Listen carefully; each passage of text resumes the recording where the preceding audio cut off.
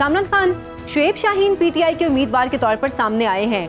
मुस्लिम league नून क्या इस बार भी तारिक फजल चौधरी को टिकट देगी? आज की जो सूरत हाल है, आज की ये सूरत हाल है कि अंजुम अकील खान को बिल्कुल गो हेड मिला हुआ है, उन्हीं को टिकट मिलेगा। उनका यहाँ तक कि कोई कवरिंग कैंडिडेट भी यहाँ पर नहीं है, इसलिए पाकिस्तान मुस्लिम लीग नून का टिकट जो है वो अंजुम अकील खान का बज़ाहिर कन्फर्म है।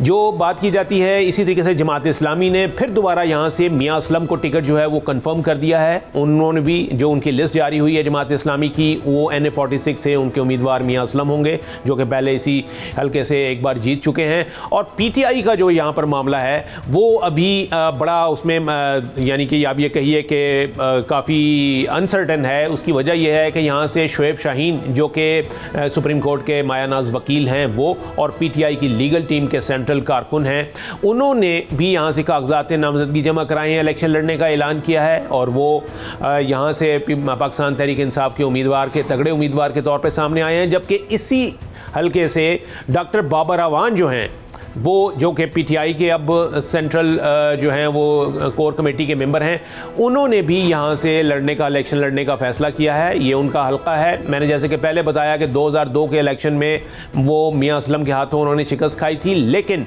इस दफ़ा वो एक पोटेंशियल कैंडिडेट के तौर पे यहाँ पर पीटीआई के टिकट के उम्मीदवार हैं। ये मैं ज़रूर कहूँगा कि डॉक्टर बाबर अवान ने सिर्फ इसी हल्के से नहीं बल्कि पीटीआई के लिए उन्होंने NA46, NA47 और NA48 तीनों इस्लामाबाद के हलकों से उन्होंने कागजात नामजदगी लिए हैं और जमा भी करवाए हैं। अब ये डिपेंड करता है कि उनको किस अंदाज में पार्टी का टिकट अगर मिलता है तो वो फिर किस हलके से वो फाइनल होते हैं, या हो सकता है वो एक से ज़्यादा हलकों में इलेक्शन लड़ना जो है वो चाहें, और ये भी हो सकता है कि वो उनको आज़ाद उम्मीदवार के तौर पर इलेक्शन लड़ना पड़े, क्योंकि जो बल्ले का निशान जिस तरीके से डिस्प्यूटेड हुआ है इस वक्त, तो ये वाली सूरत हाल है इस वक्त जो कि पार्टी कैंडिडेट्स के दरमियान हम देख सकते हैं। कामरान खान, शहरी हलके में बरादरियों की बुनियाद पर वोट पड़ेगा या सियासी बुनियाद पर? देखिए, इस्लामाबाद में जो यहाँ के पुराने मकामी लोग हैं, कुछ यहाँ के इलाके जो NA46 में ऐसे भी हैं जो कि यानी कि इस्लामाबाद कैपिटल बनने से पहले भी, यानी कि आप यूँ समझ लें क़याम पाकिस्तान से पहले से यहाँ पर जो है वो रह रहे हैं। बहुत थोड़ी तादाद में हैं, लेकिन वो उनका जो बरादरी सिस्टम है वो अभी तक चला आ रहा है। लेकिन ये NA46 में एक और बड़ा फैक्टर है, वो है यहाँ पर जो है गोलड़ा शरीफ जो है उनका, ये गोलड़ा शरीफ जो है वो भी उन्हीं के हलके में आता है। और यहाँ से जो उनके एक किस्म का कह लीजिए कि जो एक मजहबी वोटर है वो भी बड़ा मैटर करता है।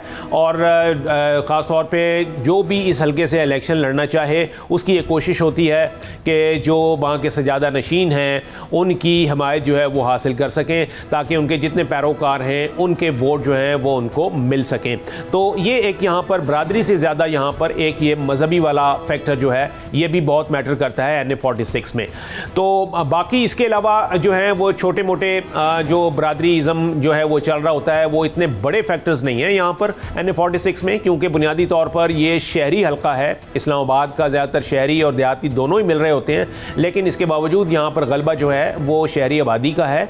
और शहरी आबादी में फिर उस तरीके से, क्योंकि इस्लामाबाद जो है वो तो आपको पता है कि ये एक नया शहर उस वक्त आबाद हुआ जब कैपिटल यहाँ पर बना था, तो यहाँ की जो पुरानी आबादियाँ हैं वो ज़रूर बरादरी सिस्टम पर यकीन रखती हैं, लेकिन जो शहरी हल्के बाद में आबाद हुए उनमें बरादरी वाला कोई एलिमेंट जो है वो उस तरीके से मौजूद नहीं है।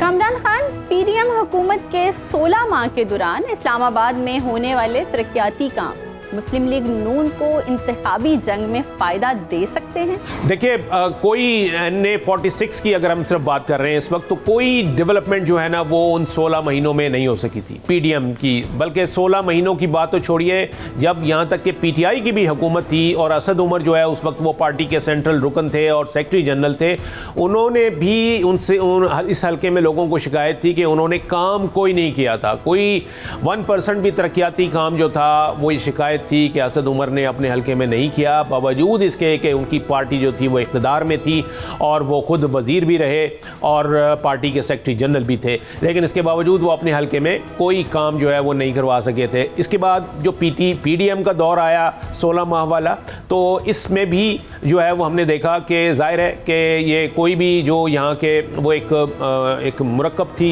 एक कंपोजिट हुकूमत थी जिसमें कि पाकिस्तान पीपल्स पार्टी भी शामिल थी और दीगर जमातें भी शामिल थी, नून लीग लीड कर रही थी। तो उसमें से उस हवाले से देखा जाए तो बावजूद इसके कि तमाम MNAs के उस वक्त के MNAs को तरक्याती फ़ंड जारी हुए थे, लेकिन उसमें PTI के जो उस वक्त जो यहाँ से MNA थे NA46 में, वो मैंने बताया कि असद उमर थे। तो असद उमर को फिर जो PDM की हुकूमत आई है उस वक्त जो तरक्याती फ़ंड MNAs को जारी हुए उसमें असद उमर शामिल नहीं थे, क्योंकि ये रिज़ाइन देकर बाहर आ चुके थे असम्बली से।